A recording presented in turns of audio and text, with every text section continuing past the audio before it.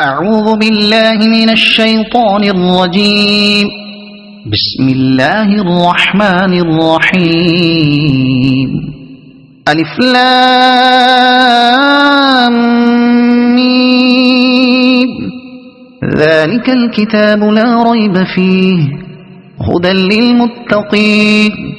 الذين يؤمنون بالغيب ويقيمون الصلاة ومما رزقناهم ينفقون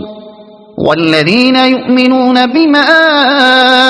أنزل إليك وما أنزل من قبلك وبالآخرة هم يوقنون أولئك على هدى من ربهم وأولئك هم المفلحون. إن الذين كفروا سواء عليهم أأنذرتهم أم لم تنذرهم لا يؤمنون. ختم الله على قلوبهم وعلى سمعهم وعلى أبصارهم غشاوة ولهم عذاب عظيم. ومن الناس من يقول آمنا بالله وباليوم الآخر وما هم بمؤمنين يخادعون الله والذين آمنوا وما يخدعون إلا أنفسهم وما يشعرون. في قلوبهم مرض فزادهم الله مرضا ولهم عذاب أليم بما كانوا يكذبون. وإذا قيل لهم لا تفسدوا في الأرض قالوا إنما نحن مصلحون ألا إنهم هم المفسدون ولكن لا يشعرون. وإذا قيل لهم آمنوا كما آمن الناس قالوا أنؤمن كما آمن السفهاء ألا إنهم هم السفهاء ولكن لا يعلمون. وإذا لقوا الذين آمنوا قالوا آمنا وإذا خلوا إلى شياطينهم قالوا إنا معكم إنما نحن مستهزئون. الله يستهزئ بهم ويمدهم في طغيانهم يعمهون. أولئك الذين اشتروا الضلالة بالهدى فما ربحت تجارتهم وما كانوا مهتدين. مثلهم كمثل الذي استوقد نارا فلما أضاءت ما حوله ذهب الله بنورهم وتركهم في ظلمات لا يبصرون. صم بكم عمي فهم لا يرجعون. أو كصيب من السماء فيه ظلمات ورعد وبرق يجعلون أصابعهم في آذانهم من الصواعق حذر الموت والله محيط بالكافرين. يكاد البرق يخطف أبصارهم كلما أضاء لهم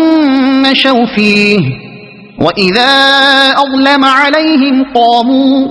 ولو شاء الله لذهب بسمعهم وأبصارهم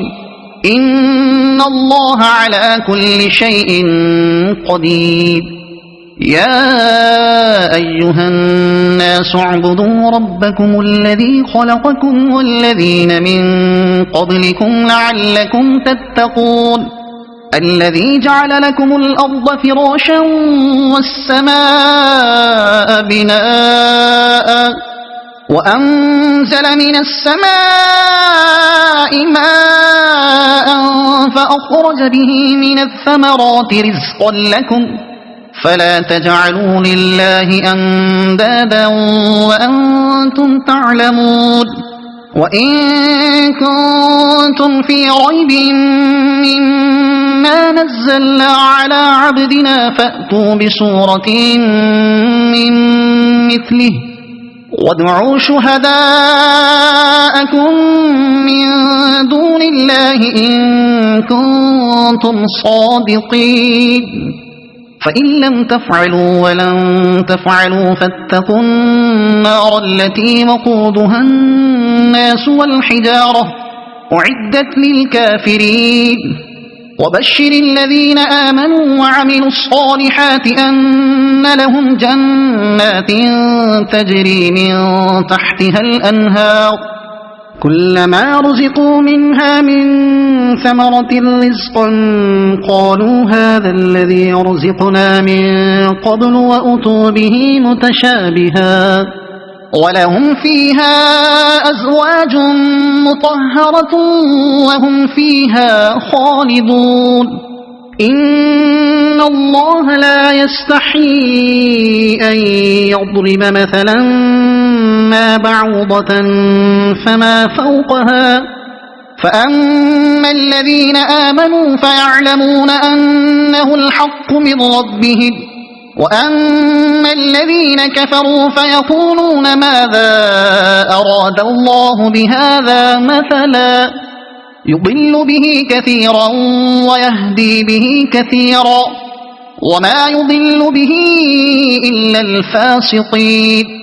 الذين ينقضون عهد الله من بعد ميثاقه ويقطعون ما أمر الله به أن يوصل ويفسدون في الأرض أولئك هم الخاسرون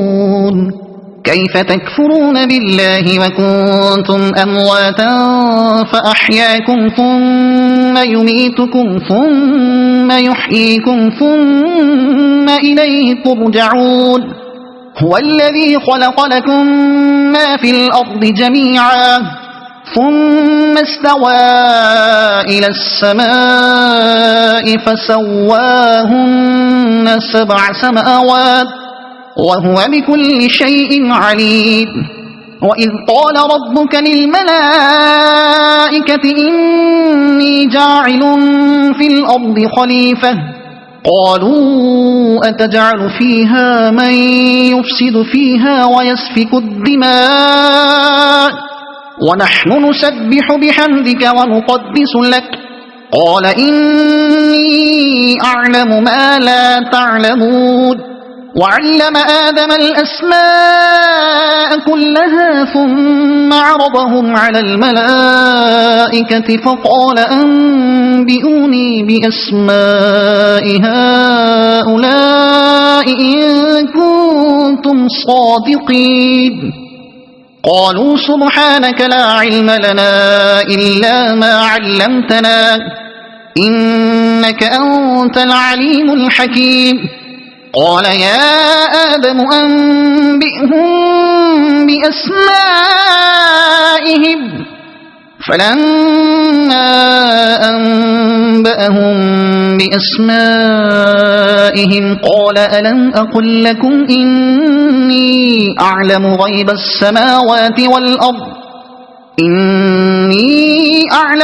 السماوات والأرض وأعلم ما تبدون وما كنتم تكتمون وإذ قلنا للملائكة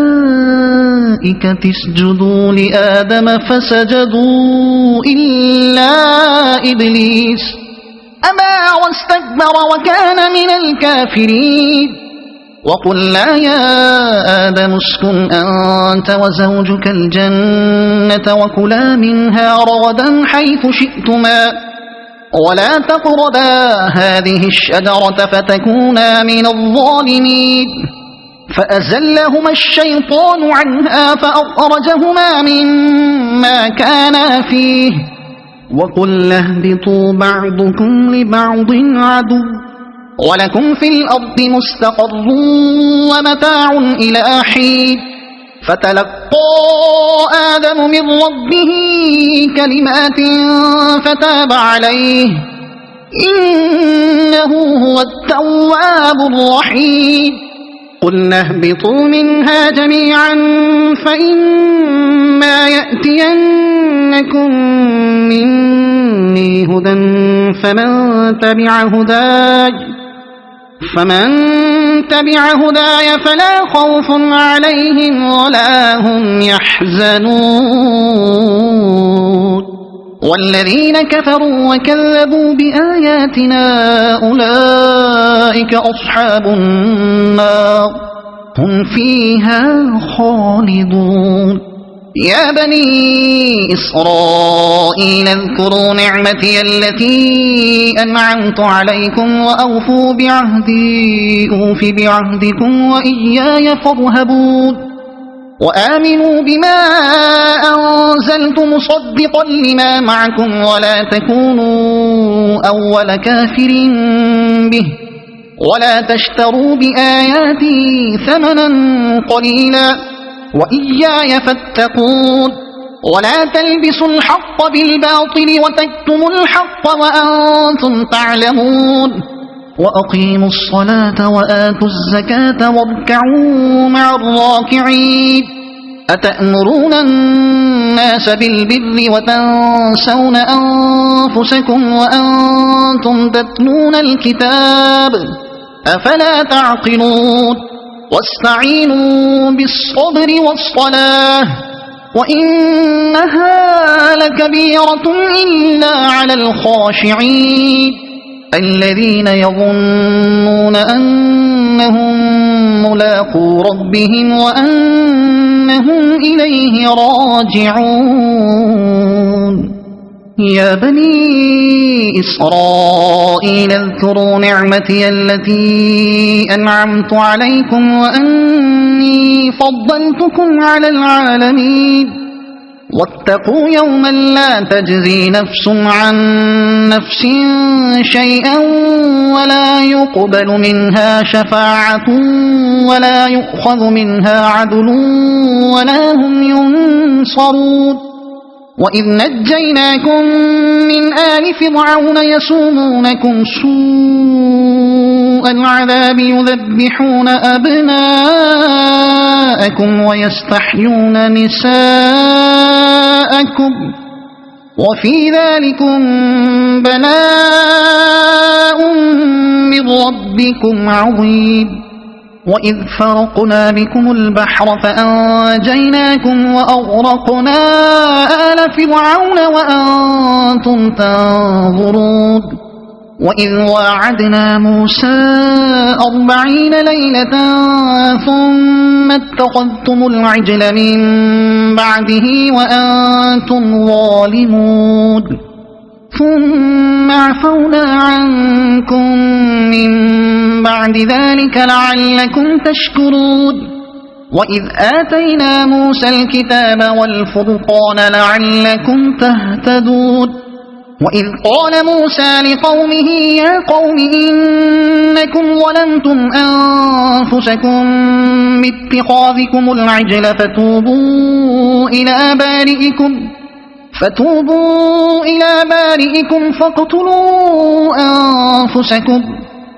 ذلكم خير لكم عند بارئكم فتاب عليكم إنه هو التواب الرحيم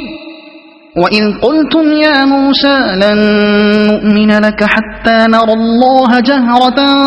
فأخذتكم الصاعقة وأنتم تنظرون ثم بعثناكم من بعد موتكم لعلكم تشكرون وظللنا عليكم الغمام وأنزلنا عليكم المن والسلوى كلوا من طيبات ما رزقناكم وما ظلمونا ولكن كانوا أنفسهم يظلمون وإذ قلنا ادخلوا هذه القرية فكلوا منها حيث شئتم رغدا وادخلوا الباب سجدا وقولوا حطة نغفر لكم خطاياكم وسنزيد المحسنين فبدل الذين ظلموا قولا غير الذي قيل لهم فأنزلنا على الذين ظلموا رجزا من السماء بما كانوا يفسقون وإذ استسقى موسى لقومه فقل اضرب بعصاك الحجر فانفجرت منه 12 عينا قد علم كل أناس مشربهم كلوا واشربوا من رزق الله ولا تعثوا في الأرض مفسدين وإذ قلتم يا موسى لن نصبر على طعام واحد فادع لنا ربك يخرج لنا مما تنبت الأرض من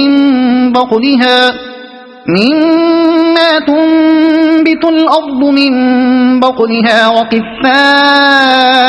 وفومها وعدسها وبصلها قال أتستبدلون الذي هو أدنى بالذي هو خير اهبطوا مصرا فإن لكم ما سألتم وضربت عليهم الذلة والمسكنة وباءوا بغضب من الله ذلك بأنهم كانوا يكفرون بآيات الله ويقتلون النبيين بغير الحق ذلك بما عصوا وكانوا يعتدون إن الذين آمنوا والذين هادوا والنصارى والصابئين من آمن بالله واليوم الآخر وعمل صالحا فلهم أجرهم عند ربهم ولا خوف عليهم ولا هم يحزنون وإذ أخذنا ميثاقكم ورفعنا فوقكم الطور خذوا ما آتيناكم بقوة واذكروا ما فيه لعلكم تتقون ثم توليتم من بعد ذلك فلولا فضل الله عليكم ورحمته لكنتم من الخاسرين ولقد علمتم الذين اعتدوا منكم في السبت فقلنا لهم كونوا قردة خاسئين فجعلناها نكالا لما بين يديها وما خلفها وموعظة للمتقين وإذ قال موسى لقومه إن الله يأمركم أن تذبحوا بقرة قالوا أتتخذنا هزوا قال أعوذ بالله أن أكون من الجاهلين قالوا ادع لنا ربك يبين لنا ما هي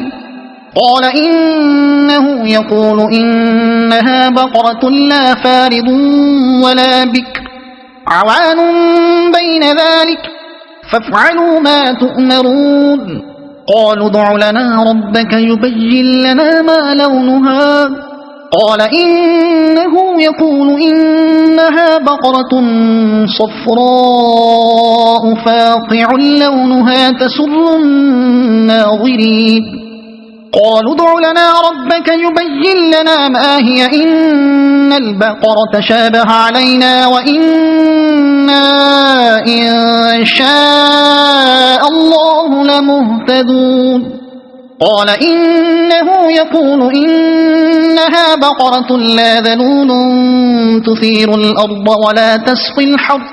مسلمة لا شية فيها قالوا الآن جئت بالحق فذبحوها وما كادوا يفعلون وإذ قتلتم نفسا فادارأتم فيها والله مخرج ما كنتم تكتمون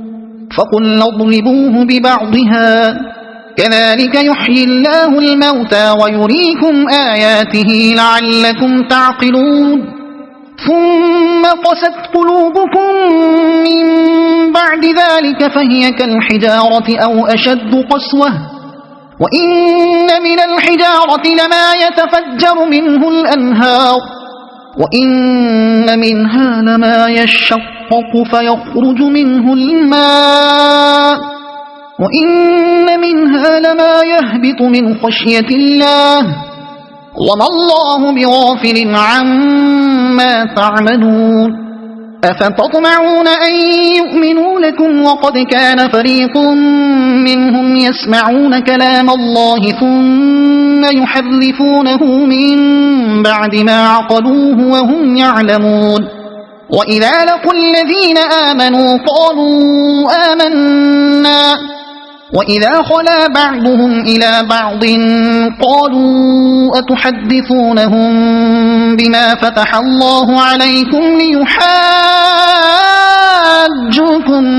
به عند ربكم أفلا تعقلون أولا يعلمون أن الله يعلم ما يسرون وما يعلنون ومنهم أميون لا يعلمون الكتاب إلا أماني وإن هم إلا يظنون فويل للذين يكتبون الكتاب بأيديهم ثم يقولون هذا من عند الله ليشتروا به ثمنا قليلا فويل لهم مما كتبت أيديهم وويل لهم مما يكسبون وقالوا لن تمسنا النار إلا أياما معدودة قل أتخذتم عند الله عهدا فلن يخلف الله عهده أم تقولون على الله ما لا تعلمون بلى من كسب سيئة وأحاطت به خطيئته فأولئك أصحاب النار هم فيها خالدون والذين آمنوا وعملوا الصالحات أولئك أصحاب الجنة هم فيها خالدون وإذ أخذنا ميثاق بني إسرائيل لا تعبدون إلا الله وبالوالدين إحسانا وذي القربى واليتامى والمساكين وقولوا للناس حسنا وأقيموا الصلاة وآتوا الزكاة ثم توليتم إلا قليلا منكم وأنتم معرضون وإذ أخذنا ميثاقكم لا تسفكون دماءكم ولا تخرجون أنفسكم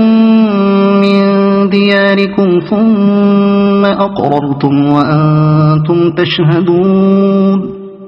ثم أنتم هؤلاء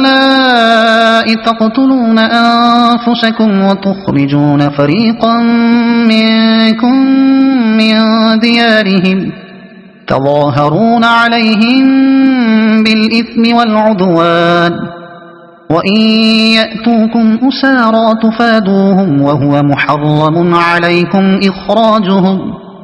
أفتؤمنون ببعض الكتاب وتكفرون ببعض فما جزاء من يفعل ذلك منكم إلا خزي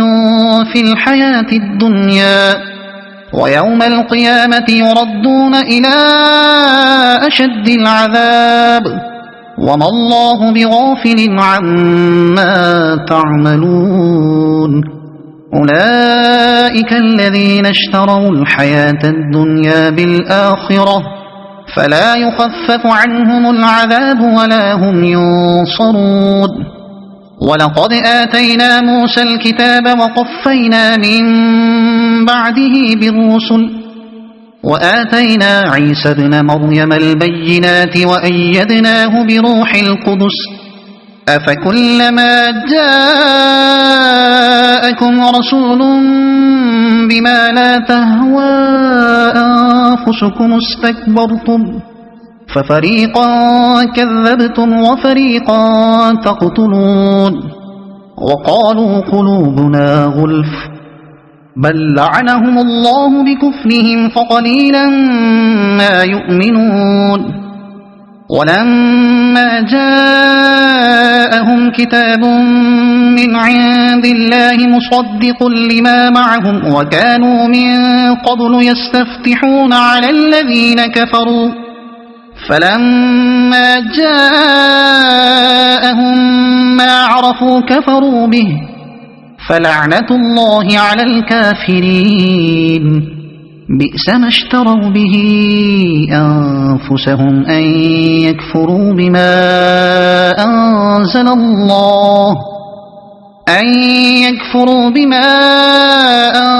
الله بغيا أن ينزل الله من فضله على من يشاء من عباده فباءوا بغضب على غضب وللكافرين عذاب مهين. وإذا قيل لهم آمنوا بما أنزل الله قالوا نؤمن بما أنزل علينا ويكفرون بما وراءه وهو الحق مصدقا لما معهم قل فلم تقتلون أنبياء الله من قبل إن كنتم مؤمنين ولقد جاءكم موسى بالبينات ثم اتخذتم العجل من بعده وأنتم ظالمون وإذ أخذنا ميثاقكم ورفعنا فوقكم الطور خذوا ما آتيناكم بقوة واسمعوا قالوا سمعنا وعصينا وأشربوا في قلوبهم العجل بكفرهم قل بئس ما يأمركم به إيمانكم إن كنتم مؤمنين قل إن كانت لكم الدار الآخرة عند الله خالصة من دون الناس فتمنوا الموت إن كنتم صادقين ولن يتمنوه أبدا بما قدمت أيديهم والله عليم بالظالمين. ولتجدنهم أحرص الناس على حياة ومن الذين أشركوا يود أحدهم لو يعمر 1000 سنة وما هو بمزحزحه من العذاب أن يعمر والله بصير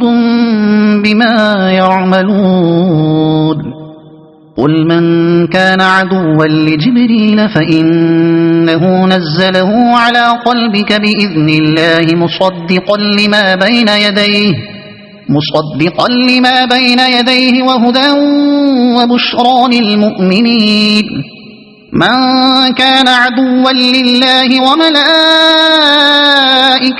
ورسله وجبريل وميكال فإن الله عدو للكافرين. ولقد أنزلنا إليك آيات بينات وما يكفر بها إلا الفاسقون. أوكلما عاهدوا عهدا نبذه فريق منهم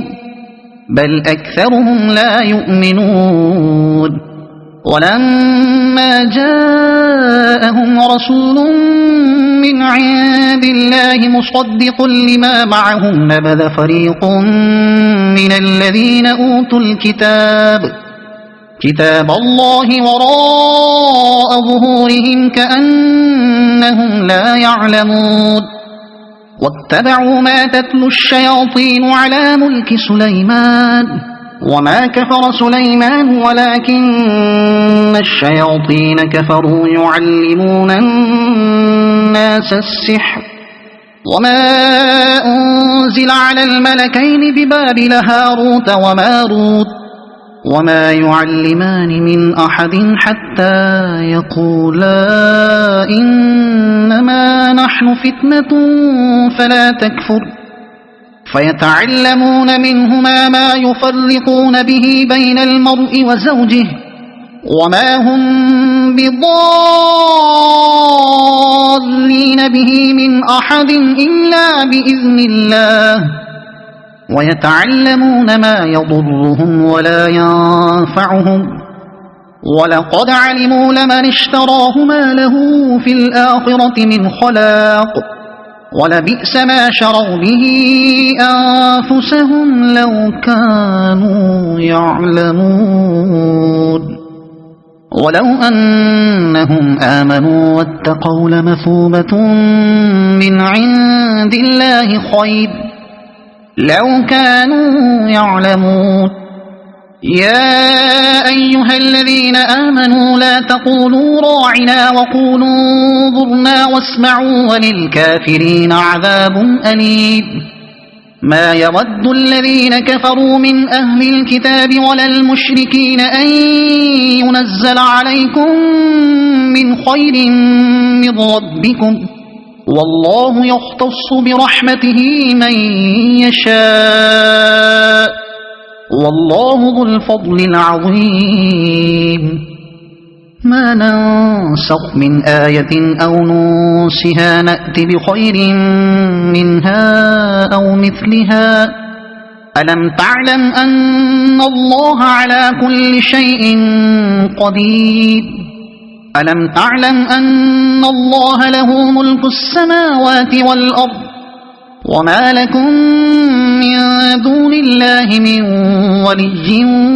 ولا نصير أم تريدون أن تسألوا رسولكم كما سئل موسى من قبل ومن يتبدل الكفر بالإيمان فقد ضل سواء السبيل ود كثير من أهل الكتاب لو يردونكم من بعد إيمانكم كفارا حسدا من عند أنفسهم من بعد ما تبين لهم الحق فاعفوا واصفحوا حتى يأتي الله بأمره إن الله على كل شيء قدير وأقيموا الصلاة وآتوا الزكاة وما تقدموا لأنفسكم من خير تجدوه عند الله إن الله بما تعملون بصير وقالوا لن يدخل الجنة إلا من كان هودا أو نصارى تلك أمانيهم قل هاتوا برهانكم إن كنتم صادقين بلى من أسلم وجهه لله وهو محسن فله أجره عند ربه ولا خوف عليهم ولا هم يحزنون وقالت اليهود ليست النصارى على شيء وقالت النصارى ليست اليهود على شيء وهم يتلون الكتاب كذلك قال الذين لا يعلمون مثل قولهم فالله يحكم بينهم يوم القيامة فيما كانوا فيه يختلفون ومن أظلم ممن منع مساجد الله أن يذكر فيها اسمه وسعى في خرابها أولئك ما كان لهم أن يدخلوها إلا خائفين لهم في الدنيا خزي ولهم في الآخرة عذاب عظيم ولله المشرق والمغرب فأينما تولوا فثم وجه الله إن الله واسع عليم وقالوا اتخذ الله ولدا سبحانه بل له ما في السماوات والأرض كل له قانتون بديع السماوات والأرض وإذا قضى أمرا فإنما يقول له كن فيكون وقال الذين لا يعلمون لولا يكلمنا الله أو تأتينا آية كذلك قال الذين من قبلهم مثل قولهم تشابهت قلوبهم قد بينا الآيات لقوم يوقنون إنا أرسلناك بالحق بشيرا ونذيرا ولا تسأل عن أصحاب الجحيم ولن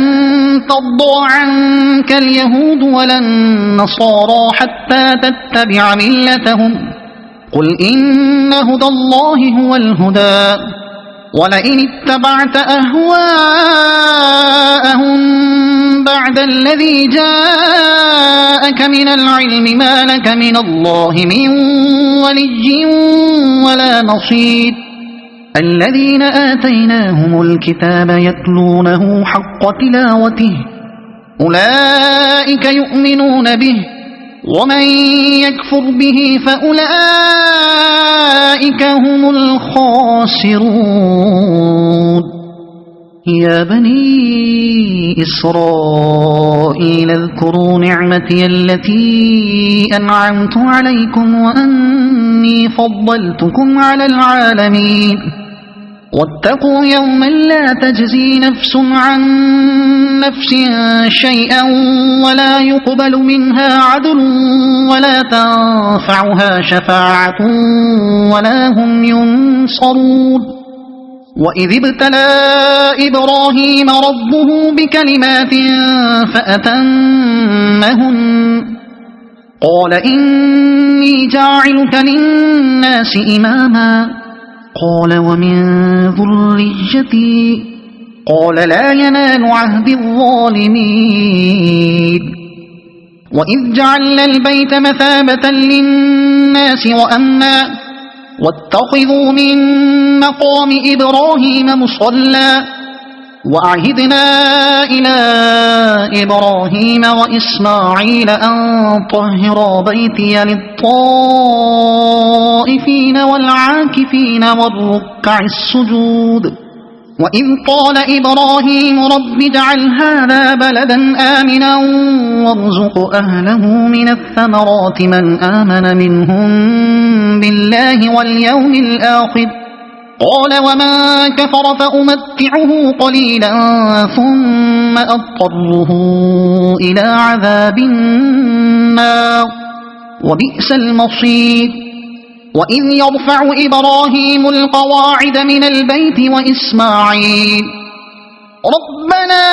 تقبل منا إنك أنت السميع العليم ربنا وجعلنا مسلمين لك ومن ذريتنا أمة مسلمة لك وأرنا مناسكنا وتب علينا إنك أنت التواب الرحيم ربنا وابعث فيهم رسولا منهم يتلو عليهم آياتك ويعلمهم الكتاب والحكمة ويزكيهم إنك أنت العزيز الحكيم ومن يرغب عن ملة إبراهيم إلا من سفه نفسه ولقد اصطفيناه في الدنيا وإنه في الآخرة لمن الصالحين إذ قال له ربه أسلم قال أسلمت لرب العالمين ووصى بها إبراهيم بنيه ويعقوب يا بني إن الله اصطفى لكم الدين فلا تموتن إلا وأنتم مسلمون أم كنتم شهداء إذ حضر يعقوب الموت إذ قال لبنيه ما تعبدون من بعدي قالوا نعبد إلهك وإله آبائك إبراهيم وإسماعيل وإسحاق إلها واحدا ونحن له مسلمون تلك أمة قد خلت لها ما كسبت ولكم ما كسبتم ولا تسألون عما كانوا يعملون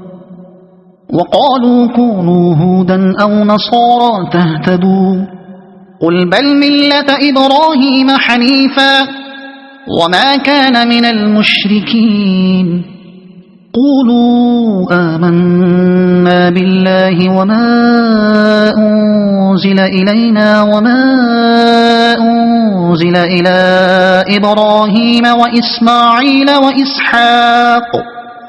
وما أنزل إلى إبراهيم وإسماعيل وإسحاق ويعقوب والأسباط وما أوتي موسى وعيسى وما أوتي النبيون من ربهم لا نفرق بين أحد منهم ونحن له مسلمون فإن آمنوا بمثل ما آمنتم به فقد اهتدوا وإن تولوا فإنما هم في شقاق فسيكفيكهم الله وهو السميع العليم صبغة الله ومن أحسن من الله صبغة ونحن له عابدون قل أتحاجوننا في الله وهو ربنا وربكم ولنا أعمالنا ولكم أعمالكم ونحن له مخلصون أم تقولون إن إبراهيم وإسماعيل وإسحاق ويعقوب والأسباط كانوا هودا أو نصارى قل أأنتم أعلم أم الله ومن أظلم ممن كتم شهادة عنده من الله وما الله بغافل عما تعملون تلك أمة قد خلت لها ما كسبت ولكم ما كسبتم ولا تسألون عما كانوا يعملون سيقول السفهاء من الناس ما ولاهم عن قبلتهم التي كانوا عليها قل لله المشرق والمغرب يهدي من يشاء إلى صراط مستقيم وكذلك جعلناكم أمة وسطا لتكونوا شهداء على الناس ويكون الرسول عليكم شهيدا وما جعلنا القبلة التي كنت عليها إلا لنعلم من يتبع الرسول ممن ينقلب على عقبيه وإن كانت لكبيرة إلا على الذين هدى الله وما كان الله ليضيع إيمانكم إن الله بالناس لرؤوف رحيم قد نرى تقلب وجهك في السماء فلنولينك قبلة ترضاها فول وجهك شطر المسجد الحرام وحيث ما كنتم فولوا وجوهكم شطره وإن الذين أوتوا الكتاب ليعلمون أنه الحق من ربهم وما الله بغافل عما يعملون ولئن أتيت الذين أوتوا الكتاب بكل آية ما تبعوا قبلتك وما أنت بتابع قبلتهم وما بعضهم بتابع قبلة بعض ولئن اتبعت أهواءهم من بعد ما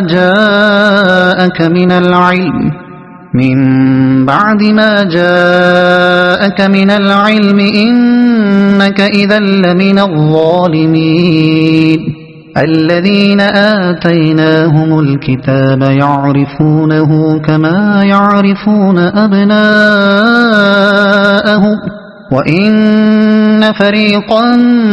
منهم ليكتمون الحق وهم يعلمون الحق من ربك فلا تكونن من الممترين ولكل وجهة هو موليها فاستبقوا الخيرات أينما تكونوا يأت بكم الله جميعا إن الله على كل شيء قدير ومن حيث خرجت فول وجهك شطر المسجد الحرام وإنه للحق من ربك وما الله بغافل عما تعملون ومن حيث خرجت فول وجهك شطر المسجد الحرام وحيث ما كنتم فولوا وجوهكم شطره لئلا يكون للناس عليكم حجة إلا الذين ظلموا منهم فلا تخشوهم واخشوني ولأتم نعمتي عليكم ولعلكم تهتدون كما أرسلنا فيكم رسولا منكم يتلو عليكم آياتنا ويزكيكم ويعلمكم الكتاب والحكمة ويعلمكم ما لم تكونوا تعلمون فاذكروني أذكركم واشكروا لي ولا تكفرون يا أيها الذين آمنوا استعينوا بالصبر والصلاة إن الله مع الصابرين ولا تقولوا لمن يقتل في سبيل الله أموات بل أحياء ولكن لا تشعرون ولنبلونكم بشيء من الخوف والجوع ونقص من الأموال والأنفس والثمرات وبشر الصابرين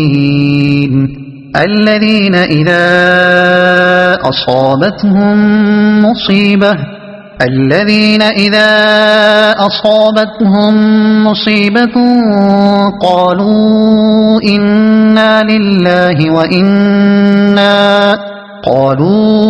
إنا لله وإنا إليه راجعون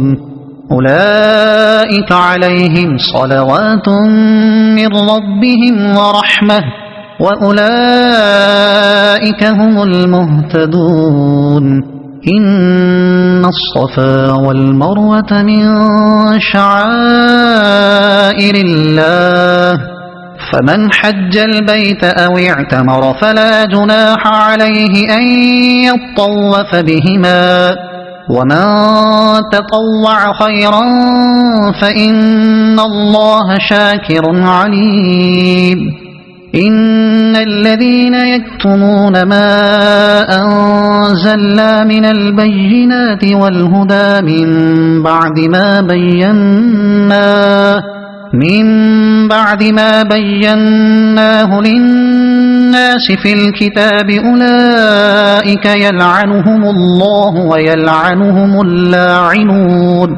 إلا الذين تابوا وأصلحوا وبينوا فأولئك أتوب عليهم وأنا التواب الرحيم إن الذين كفروا وماتوا وهم كفار أولئك عليهم لعنة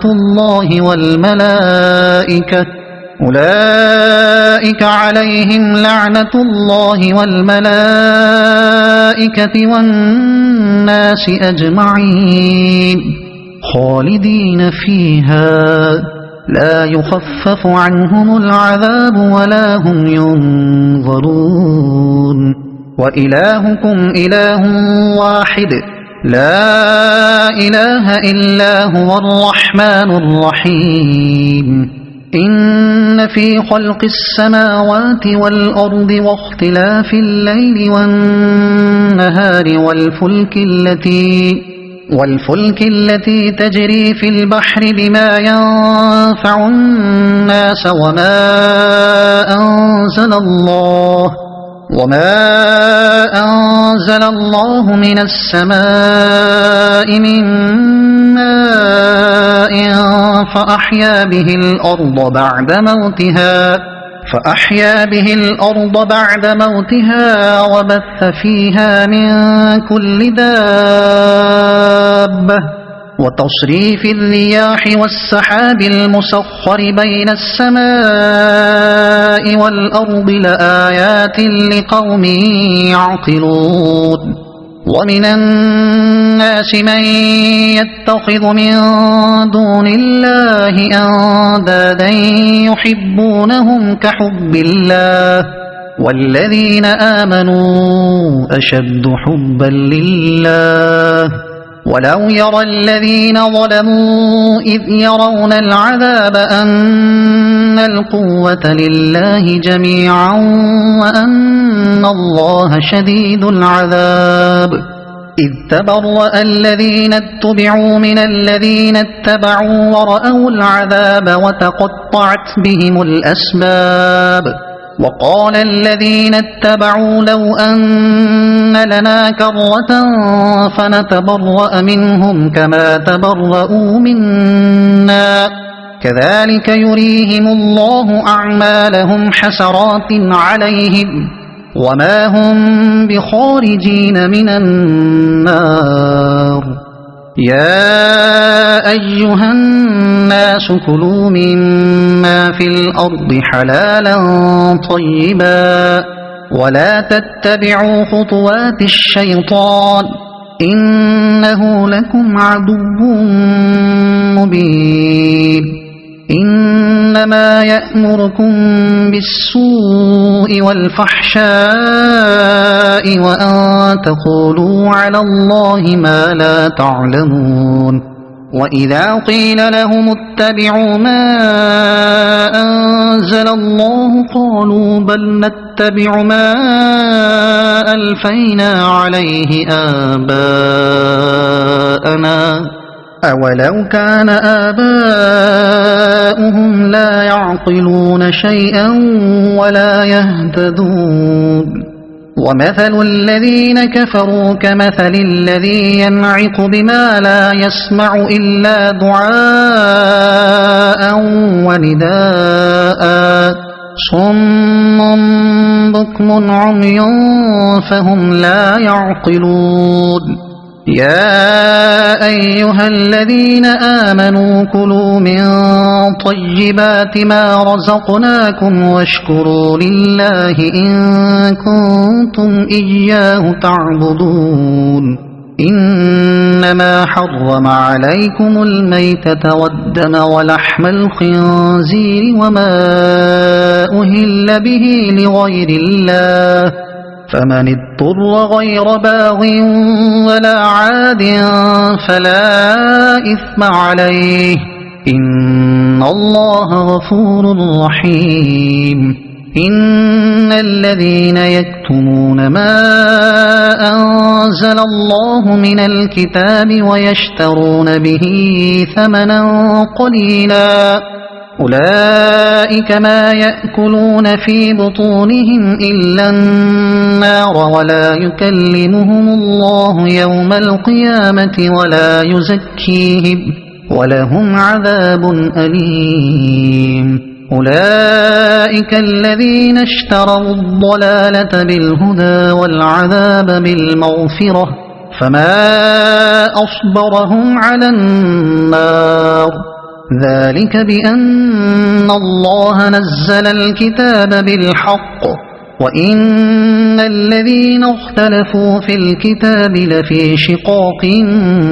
بعيد ليس البر أن تولوا وجوهكم قبل المشرق والمغرب ولكن البر من آمن بالله واليوم الآخر والملائكة والكتاب والنبيين وآتى المال على حبه ذوي القربى واليتامى والمساكين وابن السبيل والسائلين وفي الرقاب وأقام الصلاة وآتى الزكاة والموفون بعهدهم إذا عاهدوا والصابرين في البأساء والضراء وحين البأس أولئك الذين صدقوا وأولئك هم المتقون يا أيها الذين آمنوا كتب عليكم القصاص في القتلى الحر بالحر والعبد بالعبد والأنثى بالأنثى فمن عفي له من أخيه شيء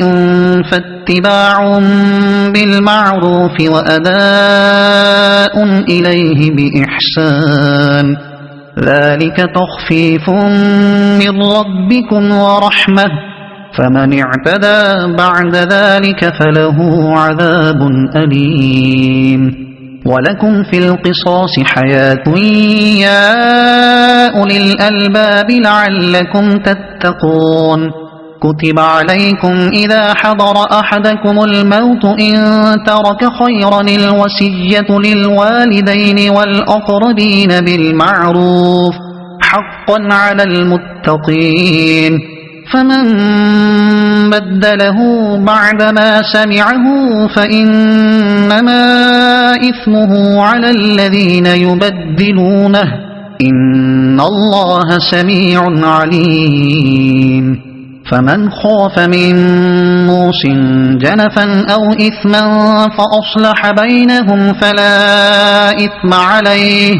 إن الله غفور رحيم يا أيها الذين آمنوا كتب عليكم الصيام كما كتب على الذين من قبلكم لعلكم تتقون أياما معدودات فمن كان منكم مريضا أو على سفر فعدة من أيام أخر وعلى الذين يطيقونه فدية طعام مسكين فمن تطوع خيرا فهو خير له وأن تصوموا خير لكم إن كنتم تعلمون شهر رمضان الذي أنزل فيه القرآن هدى للناس وبينات من الهدى والفرقان فمن شهد منكم الشهر فليصمه ومن كان مريضا أو على سفر فعدة من أيام أخر يريد الله بكم اليسر ولا يريد بكم العسر ولتكملوا العدة ولتكبروا الله على ما هداكم ولعلكم تشكرون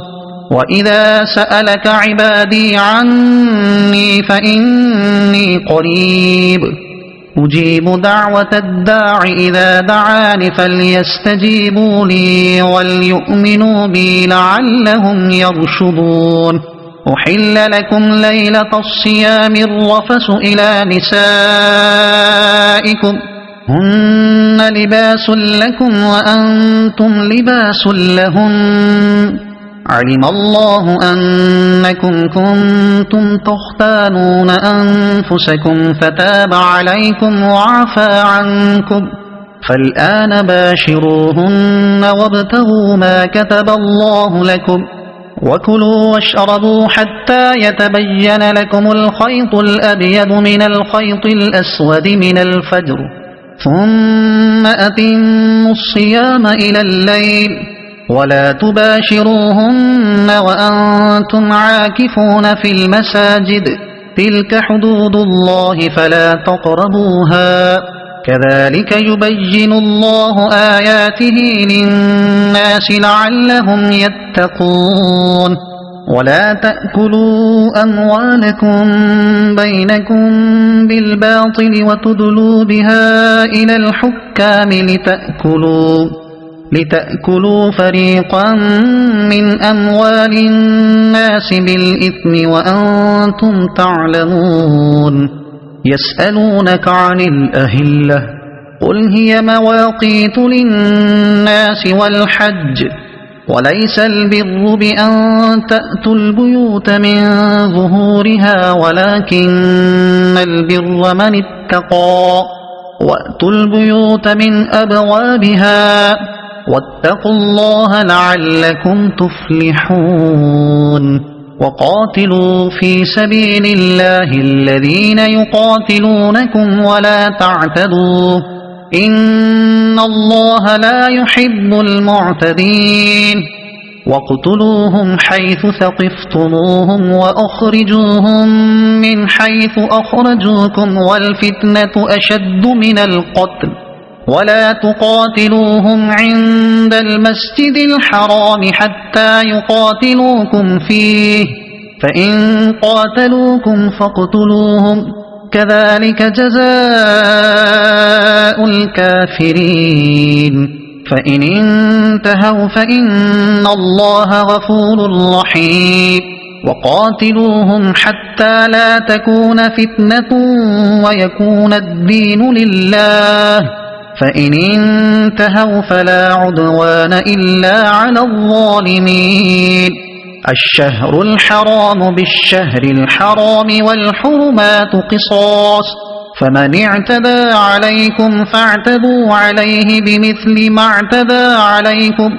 واتقوا الله واعلموا أن الله مع المتقين وأنفقوا في سبيل الله ولا تلقوا بأيديكم إلى التهلكة وأحسنوا إن الله يحب المحسنين وأتموا الحج والعمرة لله فإن أحصرتم فما استيسر من الهدي ولا تحلقوا رؤوسكم حتى يبلغ الهدي محله فمن كان منكم مريضا أو به أذى من رأسه ففدية من صيام أو صدقة أو نسك فإذا أمنتم فمن تمتع بالعمرة إلى الحج فما استيسر من الهدي فمن لم يجد فصيام 3 أيام في الحج و7 إذا رجعتم تلك 10 كاملة ذلك لمن لم يكن أهله حاضر المسجد الحرام واتقوا الله واعلموا أن الله شديد العقاب الحج أشهر معلومات فمن فرض فيهن الحج فلا رفث ولا فسوق ولا جدال في الحج وما تفعلوا من خير يعلمه الله وتزودوا فإن خير الزاد التقوى واتقون يا أولي الألباب ليس عليكم جناح أن تبتغوا فضلا من ربكم فإذا أفضتم من عرفات فاذكروا الله عند المشعر الحرام واذكروه كما هداكم وإن كنتم من قبله لمن الضالين ثم أفيضوا من حيث أفاض الناس واستغفروا الله إن الله غفور رحيم فإذا قضيتم مناسككم فاذكروا الله كذكركم آباءكم أو أشد ذكرا فمن الناس من يقول ربنا آتنا في الدنيا وما له في الآخرة من خلاق ومنهم من يقول ربنا آتنا في الدنيا حسنة وفي الآخرة حسنة وقنا عذاب النار أولئك لهم نصيب مما كسبوا والله سريع الحساب واذكروا الله في أيام معدودات فمن تعجل في يومين فلا إثم عليه ومن تأخر فلا إثم عليه لمن اتقى واتقوا الله واعلموا أنكم إليه تحشرون ومن الناس من يعجبك قوله في الحياة الدنيا ويشهد الله على ما في قلبه وهو ألد الخصام وإذا تولى سعى في الأرض ليفسد فيها ويهلك الحرث والنسل والله لا يحب الفساد وإذا قيل له اتق الله أخذته العزة بالإثم فحسبه جهنم ولبئس المهاد ومن الناس من يشري نفسه ابتغاء مرضات الله والله رؤوف بالعباد يا أيها الذين آمنوا ادخلوا في السلم كافة ولا تتبعوا خطوات الشيطان إنه لكم عدو مبين فإن زللتم من بعد ما جاءتكم البينات فاعلموا أن الله عزيز حكيم هل ينظرون إلا أن يأتيهم الله في ظلل من الغمام والملائكة وقضي الأمر وإلى الله ترجع الأمور سل بني إسرائيل كم آتيناهم من آية بينة ومن يبدل نعمة الله من بعد ما جاءته فإن الله شديد العقاب زين للذين كفروا الحياة الدنيا ويسخرون من الذين آمنوا والذين اتقوا فوقهم يوم القيامة والله يرزق من يشاء بغير حساب كان الناس أمة واحدة فبعث الله النبيين مبشرين ومنذرين وأنزل معهم الكتاب بالحق ليحكم بين الناس فيما اختلفوا فيه وما اختلف فيه إلا الذين أوتوه من بعد ما جاءتهم البينات بغيا بينهم فهدى الله الذين آمنوا لما اختلفوا فيه من الحق بإذنه والله يهدي من يشاء إلى صراط مستقيم أم حسبتم أن تدخلوا الجنة ولما يأتكم مثل الذين خلوا من قبلكم مستهم البأساء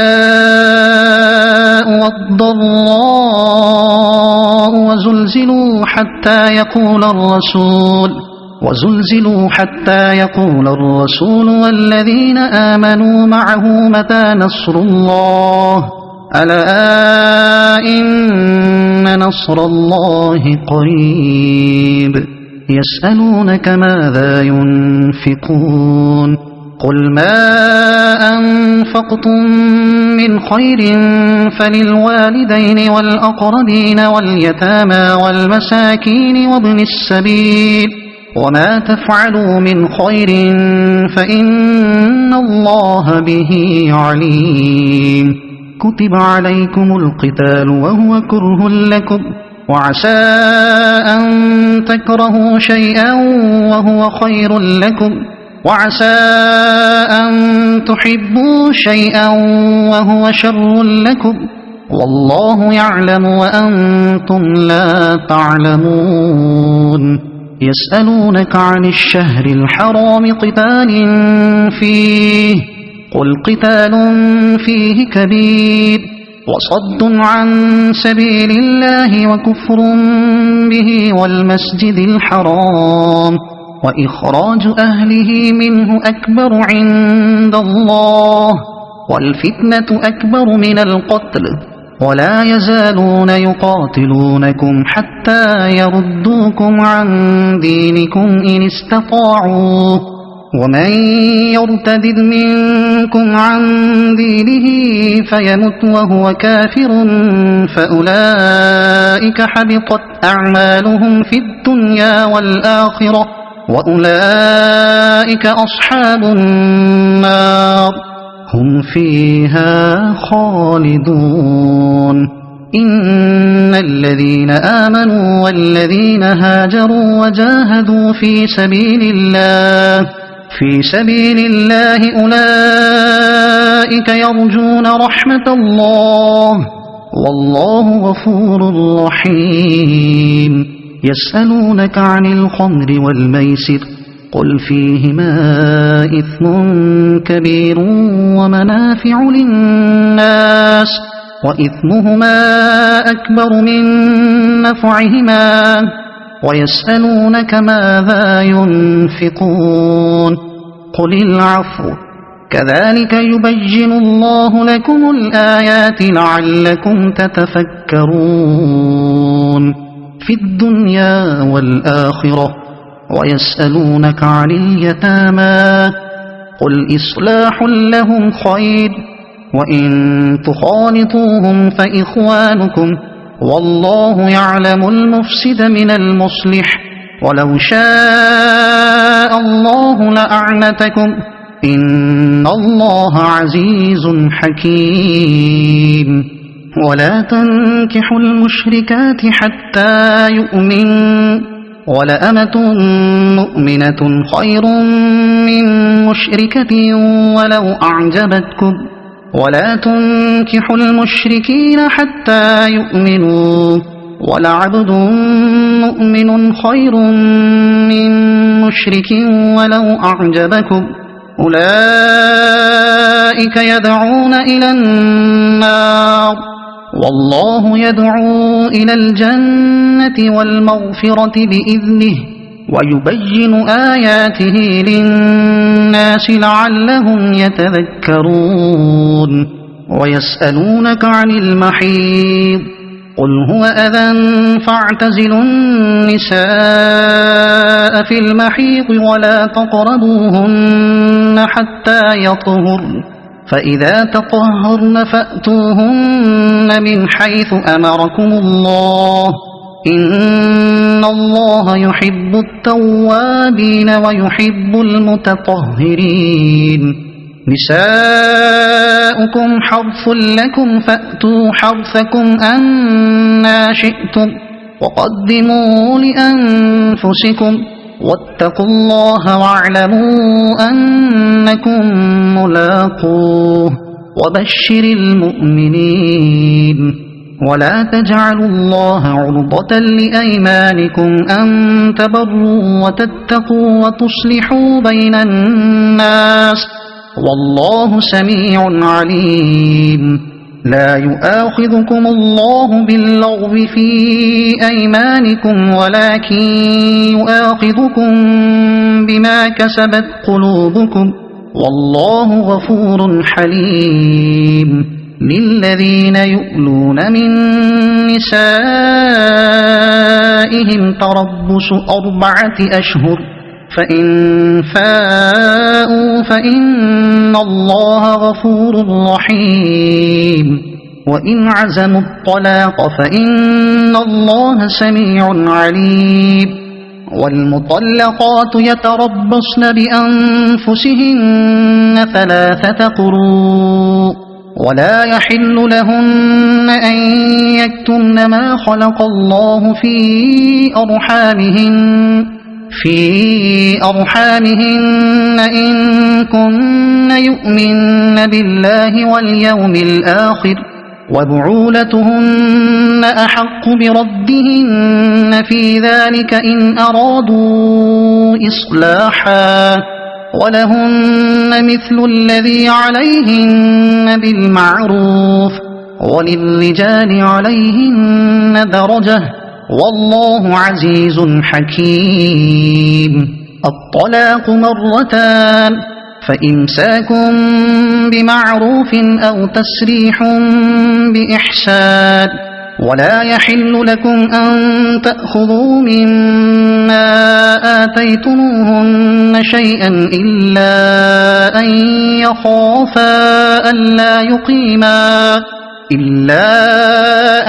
يخافا ألا يقيما حدود الله فإن خفتم ألا يقيما حدود الله فلا جناح عليهما فيما افتدت به تلك حدود الله فلا تعتدوها ومن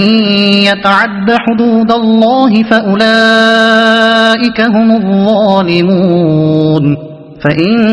طلقها فلا تحل له من بعد حتى تنكح زوجا غيره فإن طلقها فلا جناح عليهما أن يتراجعا إن ظنا أن يقيما حدود الله وتلك حدود الله يبينها لقوم يعلمون وإذا طلقتم النساء فبلغن أجلهن فأمسكوهن بمعروف أو سرحوهن بمعروف ولا تمسكوهن ضرارا لتعتدوا ومن يفعل ذلك فقد ظلم نفسه ولا تتخذوا آيات الله هزوا واذكروا نعمة الله عليكم وما أنزل عليكم من الكتاب والحكمة يعظكم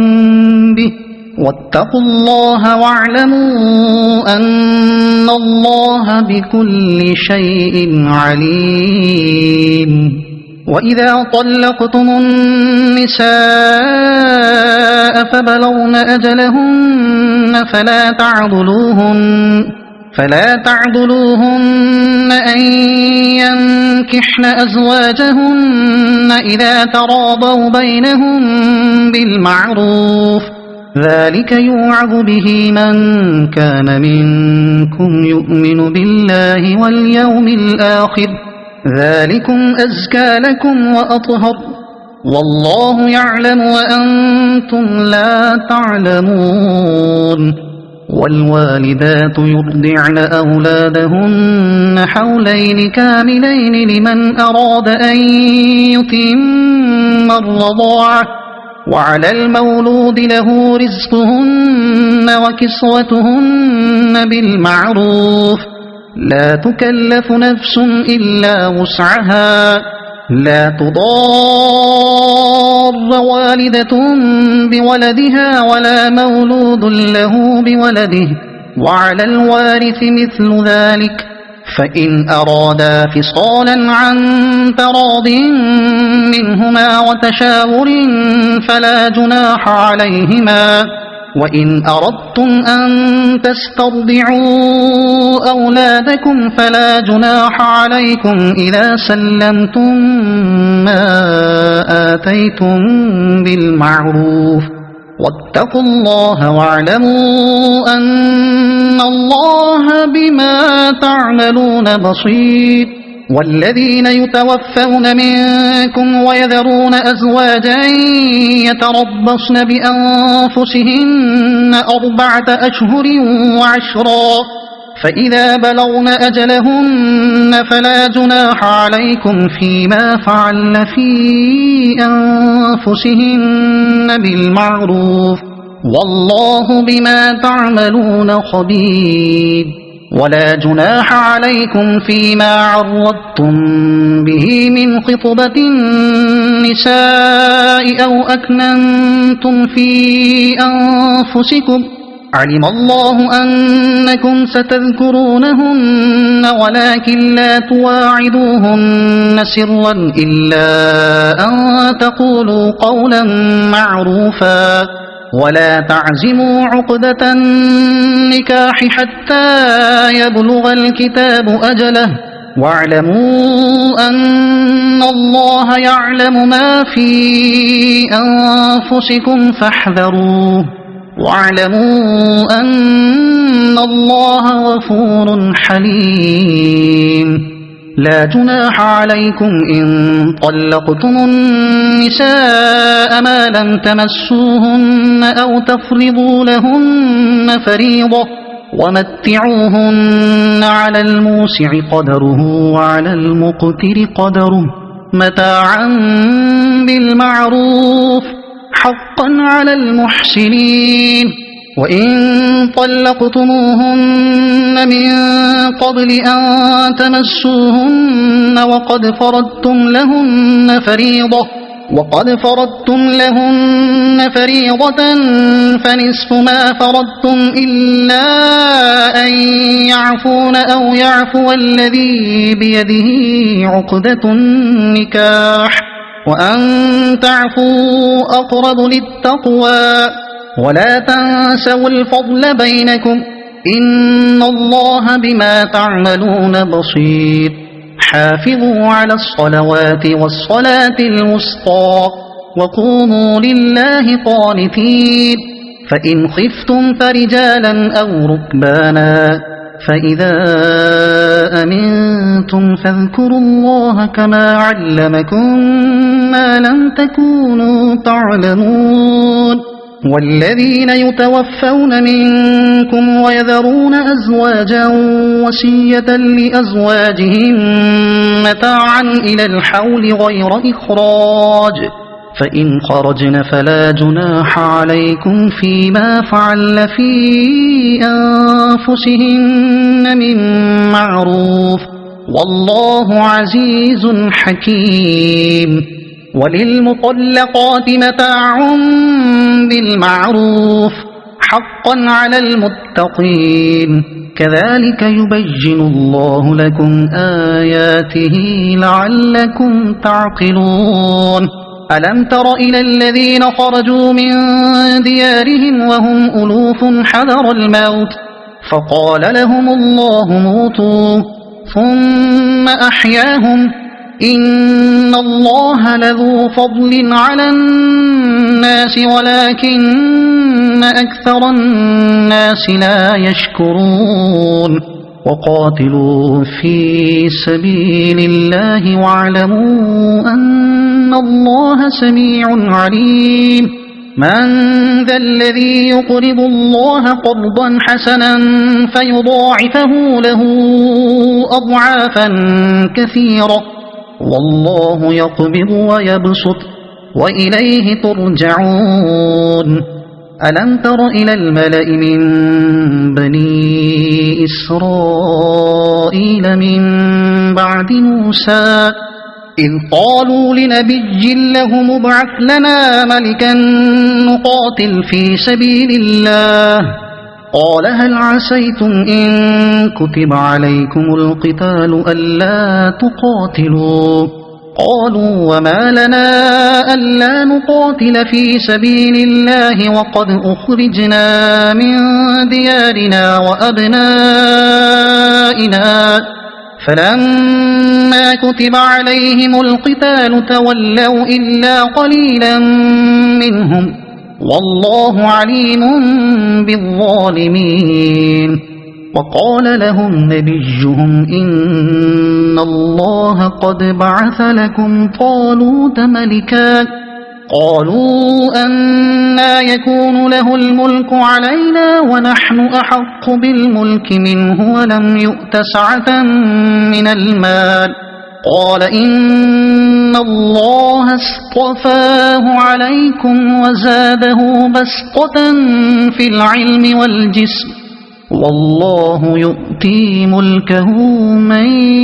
يشاء والله واسع عليم وقال لهم نبيهم إن آية ملكه أن يأتيكم التابوت فيه سكينة من ربكم وبقية مما ترك آل موسى وآل هارون تحمله الملائكة إن في ذلك لآية لكم إن كنتم مؤمنين فلما فصل طالوت بالجنود قال إن الله مبتليكم بنهر فمن شرب منه فليس مني ومن لم يطعمه فإنه مني إلا من اغترف غرفة بيده فشربوا منه إلا قليلا منه فلما جاوزه هو والذين آمنوا معه قالوا لا طاقة لنا اليوم بجالوت وجنوده قال الذين يظنون أنهم ملاقو الله كم من فئة قليلة غلبت فئة كثيرة بإذن الله والله مع الصابرين ولما برزوا لجالوت وجنوده قالوا ربنا أفرغ علينا صبرا وثبت أقدامنا وانصرنا على القوم الكافرين فهزموهم بإذن الله وقتل داود جالوت وآتاه الله الملك والحكمة وعلمه مما يشاء ولولا دفع الله الناس بعضهم ببعض لفسدت الأرض ولكن الله ذو فضل على العالمين تلك آيات الله نتلوها عليك بالحق وإنك لمن المرسلين تلك الرسل فضلنا بعضهم على بعض منهم من كلم الله ورفع بعضهم درجات وآتينا عيسى ابن مريم البينات وأيدناه بروح القدس ولو شاء الله ما اقتتل الذين من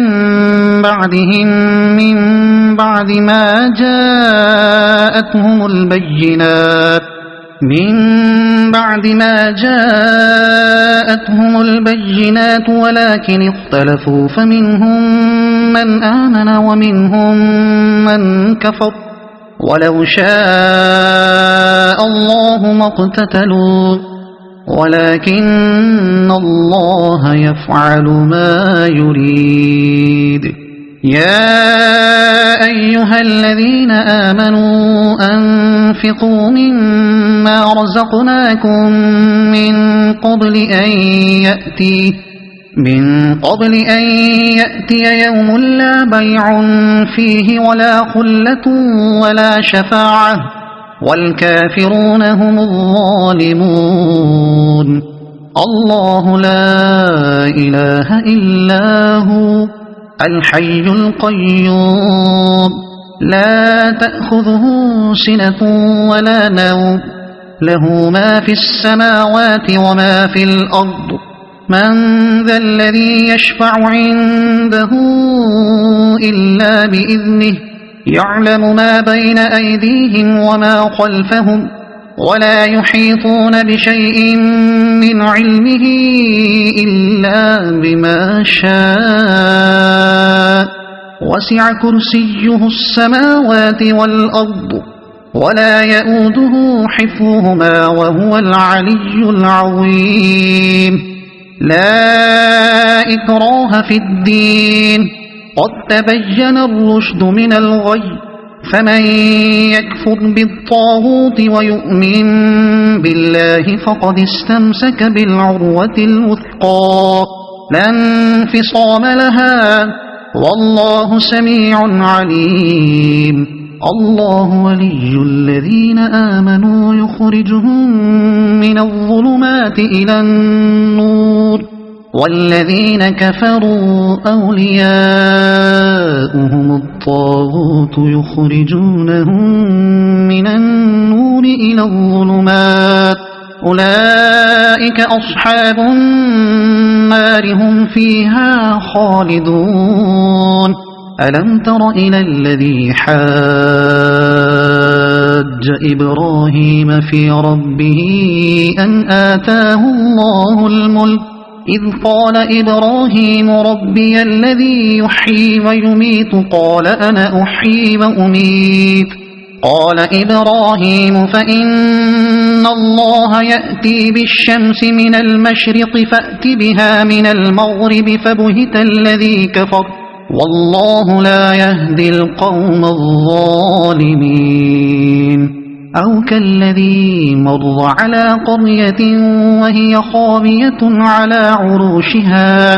قال أنى يحيي هذه الله بعد موتها فأماته الله 100 عام ثم بعثه قال كم لبثت قال لبثت يوما أو بعض يوم قال بل لبثت 100 عام فانظر إلى طعامك وشرابك لم يتسنه وانظر إلى حمارك ولنجعلك آية للناس وانظر إلى العظام كيف ننشزها ثم نكسوها لحما فلما تبين له قال أعلم أن الله على كل شيء قدير وإذ قال إبراهيم رب أرني كيف تحيي الموتى قال أولم تؤمن قال بلى ولكن ليطمئن قلبي قال فخذ 4 من الطير فصرهن إليك ثم اجعل على كل جبل منهن جزءا ثم ادعهن يأتينك سعيا واعلم أن الله عزيز حكيم مثل الذين ينفقون أموالهم في سبيل الله كمثل حبة أنبتت 7 سنابل في كل سنبلة 100 حبة والله يضاعف لمن يشاء والله واسع عليم الذين ينفقون أموالهم في سبيل الله ثم لا يتبعون ما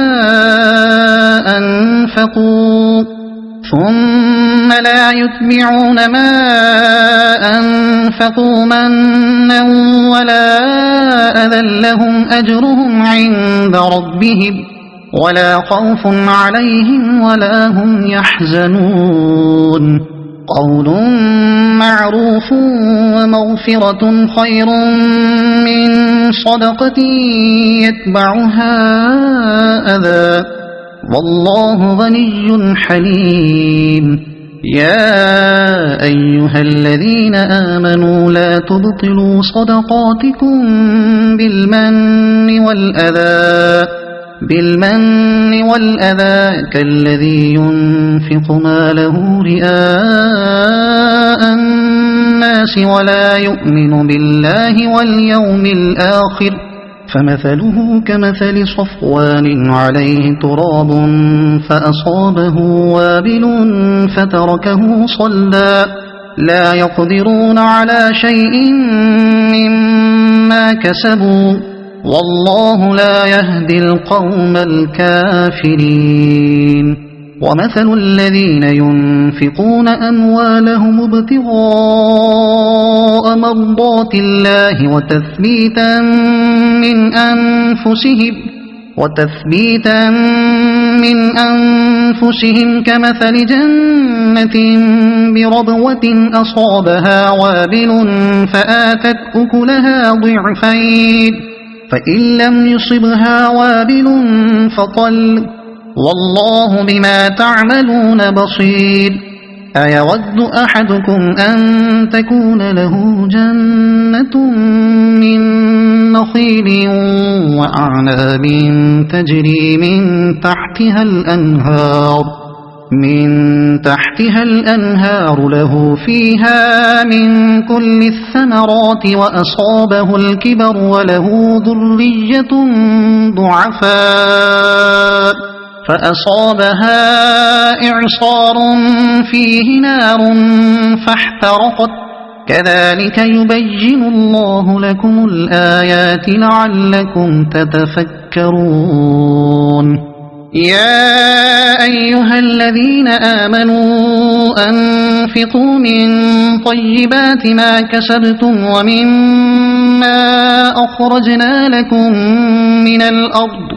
ولا تيمموا الخبيث منه تنفقون ولستم بآخذيه إلا أن تغمضوا فيه واعلموا أن الله غني حميد الشيطان يعدكم الفقر ويأمركم بالفحشاء والله يعدكم مغفرة منه وفضلا والله واسع عليم يؤتي الحكمة من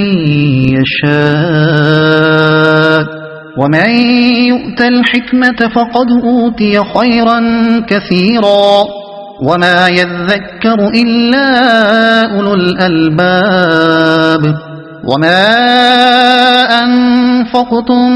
من نفقة أو نذرتم من نذر فإن الله يعلمه وما للظالمين من أنصار إن تبدوا الصدقات فنعما هي وإن تخفوها وتؤتوها الفقراء فهو خير لكم ويكفر عنكم من سيئاتكم والله بما تعملون خبير ليس عليك هداهم ولكن الله يهدي من يشاء وما تنفقوا من خير فلأنفسكم وما تنفقون إلا ابتغاء وجه الله وما تنفقوا من خير يوفى إليكم وأنتم لا تظلمون للفقراء الذين أحصروا في سبيل الله لا يستطيعون ضربا في الأرض يحسبهم الجاهل أغنياء من التعفف تعرفهم بسيماهم لا يسألون الناس إلحافا وما تنفقوا من خير فإن الله به عليم الذين ينفقون أموالهم بالليل والنهار سرا وعلانية فلهم أجرهم عند ربهم ولا خوف عليهم ولا هم يحزنون الذين يأكلون الربا لا يقومون إلا كما يقوم الذي يتخبطه الشيطان من المس ذلك بأنهم قالوا إنما البيع مثل الربا وأحل الله البيع وحرم الربا فمن جاءه موعظة من ربه فانتهى فله ما سلف وأمره إلى الله ومن عاد فأولئك أصحاب النار هم فيها خالدون يمحق الله الربا ويربي الصدقات والله لا يحب كل كفار أثيم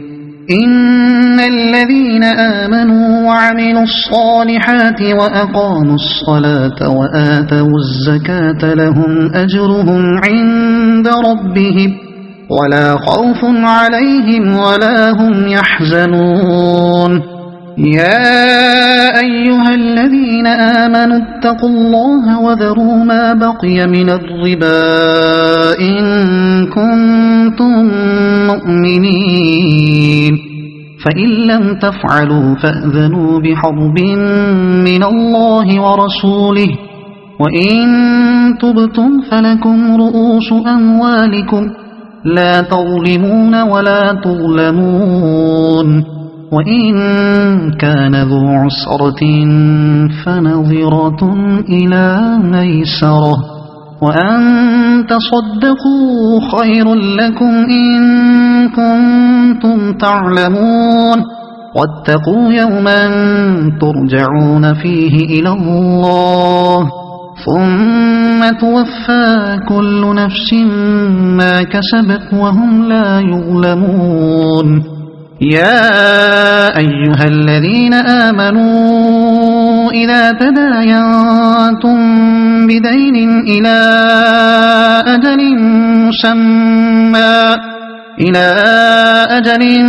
مسمى فاكتبوه وليكتب بينكم كاتب بالعدل ولا يأب كاتب أن يكتب كما علمه الله فليكتب وليملل الذي عليه الحق وليتق الله ربه ولا يبخس منه شيئا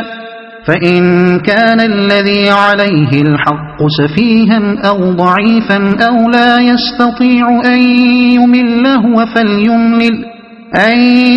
يمل هو فليملل وليه بالعدل واستشهدوا شهيدين من رجالكم فإن لم يكونا رجلين فرجل وامرأتان ممن ترضون